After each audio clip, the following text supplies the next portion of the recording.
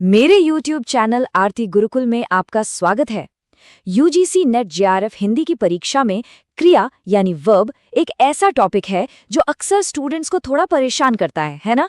पर सोचिए अगर हम इसे बिल्कुल जड़ से पकड़ लें, इसके डीएनए को समझ लें तो चलिए आज के इस विश्लेषण में हम क्रिया की एक एक परत को खोलते हैं ताकि एग्जाम में इससे जुड़ा कोई भी सवाल आपको मुश्किल ना लगे।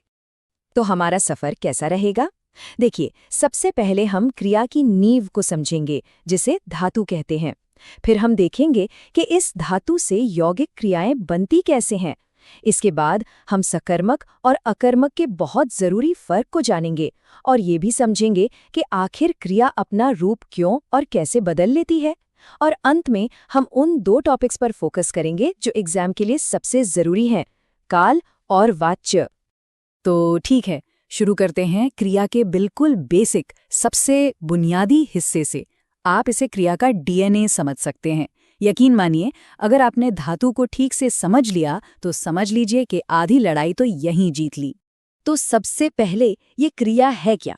अच्छा, सोचिए कि अगर कोई वाक्य एक गाड़ी है तो क्रिया उसका इंजन है। मतलब इसी से पता चलता है कि वाक्य में कोई काम हो रहा है, जैसे वह दौड़ता है, या कोई अवस्था है, जैसे वह खुश है। एग्जाम में हमारा पहला काम यही होता है, वाक्य की इस इंजन को सही सही पहचानना। और हर इंजन का यानी हर क्रिया का जो मूल रूप है वो है धातु। ये क्रिया का वो सबसे शुद्ध कच्चा रूप है जिसमें कोई मिलावट नहीं होती। अब इसे हम दो हिस्सों में बांट सकते हैं। एक है मूल धातु जो अपने आप में पूरी है, और दूसरी है यौगिक धातु जो मूल धातु में कुछ जोड़कर बनाई जाती है। तो अगर मूल धातु एक बीज की तरह है तो यौगिक धातु वो पूरा पेड़ है जो उस बीज से उगता है। यहीं से क्रिया के अलग अलग रूप बनने की कहानी शुरू होती है और एग्जाम में ज्यादातर सवाल इन्हीं अलग अलग रूपों को पहचानने के लिए ही आते हैं। यौगिक धातु बनाने के ये 3 तरीके आप इन्हें 3 रेसिपी समझ सकते हैं। पहली रेसिपी, धातु में प्रत्यय लगा दो, जैसे चल से बन गया चलाना। दूसरी, संज्ञा या विशेषण से क्रिया बना लो, जैसे बात से बतियाना, जिसे नाम धातु कहते हैं। और तीसरी रेसिपी है दो धातुओं को मिला देना, जैसे चल देना। इन पैटर्न्स को पहचानना एग्जाम में सवाल हल करने का एक तरह से शॉर्टकट है। चलिए, अब आते हैं क्रिया से जुड़े एक बहुत ही बुनियादी सवाल पर। सवाल ये है कि क्या क्रिया को अपना काम पूरा करने के लिए किसी सहारे की जरूरत है? बस इसी एक सवाल का जवाब हमें सकर्मक और अकर्मक क्रियाओं का फर्क समझा देता है। यूजीसी नेट के लिए ये कॉन्सेप्ट समझना बहुत बहुत जरूरी है। इसको बहुत आसान तरीके से समझते हैं। देखिए, अकर्मक क्रिया आत्मनिर्भर होती है, उसे किसी के सहारे की जरूरत नहीं। जैसे पक्षी उड़ता है, उड़ने का काम पक्षी पर ही शुरू हुआ, उसी पर खत्म, बात पूरी हो गई। लेकिन सकर्मक क्रिया को एक साथी चाहिए, और वो साथी है कर्म यानी ऑब्जेक्ट। जैसे राम पढ़ता है। अब सवाल उठता है, क्या पढ़ता है? जवाब है पुस्तक। तो यहाँ पढ़ने का असर पुस्तक पर पड़ रहा है। बस यही फर्क है। आपको पता है, क्रिया एक गिरगिट की तरह होती है जो वाक्य में अपने आसपास के माहौल, मतलब शब्दों के हिसाब से अपना रंग बदल लेती है, यानी अपना रूप बदल लेती है।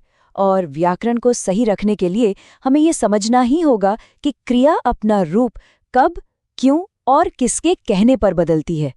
तो ये हैं वो 6 वजहें, वो 6 कारक जिनकी वजह से क्रिया बदलती है। देखिए, लिंग, वचन और पुरुष ये तय करते हैं कि क्रिया किसके साथ चलेगी, लड़के के हिसाब से या लड़की के हिसाब से, एक के लिए या अनेक के लिए। फिर आते हैं काल और वाच्य जो हमें काम के समय और उसके तरीके के बारे में बताते हैं। ये सब मिलकर ही क्रिया के फाइनल रूप को तय करते हैं। तो सवाल उठता है कि इन सारे बदलावों को कंट्रोल कौन करता है? इसका जवाब है प्रयोग।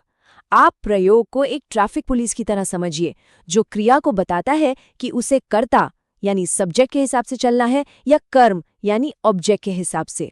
तो असल में प्रयोग ही वो नियम है जो क्रिया के रूप को फाइनल टच देता है। चलिए, अब उन 2 टॉपिक्स पर थोड़ा गहराई से ध्यान देते हैं जहां से यूजीसी नेट में सबसे ज्यादा सवाल पूछे जाते हैं, काल और वाच्य। अगर इन दोनों पर आपकी पकड़ अच्छी हो गई तो मान लीजिए कि कई नंबर तो पक्के हो ही जाएंगे। हम सब जानते हैं काल 3 होते हैं, वर्तमान, भूत और भविष्य। है ना? लेकिन एग्जाम में इससे कहीं ज्यादा गहराई से पूछा जाता है।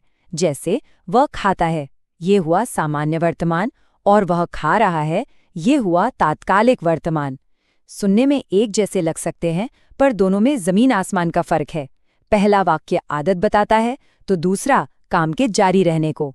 बस इन्हीं बारीकियों को पकड़ना है। और जैसा हमने पहले बात की थी, प्रयोग के 3 मुख्य प्रकार हैं। कर्तृप्रयोग में क्रिया कर्ता यानी सब्जेक्ट की टीम में होती है, जैसे लड़का किताब पढ़ता है। कर्मणि प्रयोग में क्रिया कर्म यानी ऑब्जेक्ट की टीम में होती है, जैसे किताब पढ़ी जाती है। और भावे प्रयोग में क्रिया न्यूट्रल रहती है, किसी की टीम में नहीं, जैसे उससे चला नहीं जाता। इन 3 टीमों को पहचानना ही एग्जाम में सफलता की कुंजी है। तो आज हमने देखा कि क्रिया सिर्फ एक शब्द नहीं है, ये तो वाक्य का दिल है। यही पूरे वाक्य में जान डालती है। इसके रूप को समझना एक तरह से भाषा की आत्मा को समझने जैसा है। तो अगली बार जब कोई वाक्य पढ़ें तो एक पल रुककर जरूर सोचिएगा, क्या यहाँ क्रिया करू बदलना सिर्फ एक व्याकरण का नियम है, या ये पूरे वाक्य के अर्थ और उसके भाव को एक नया आयाम दे रहा है। Please subscribe my YouTube channel Aarti Gurukul.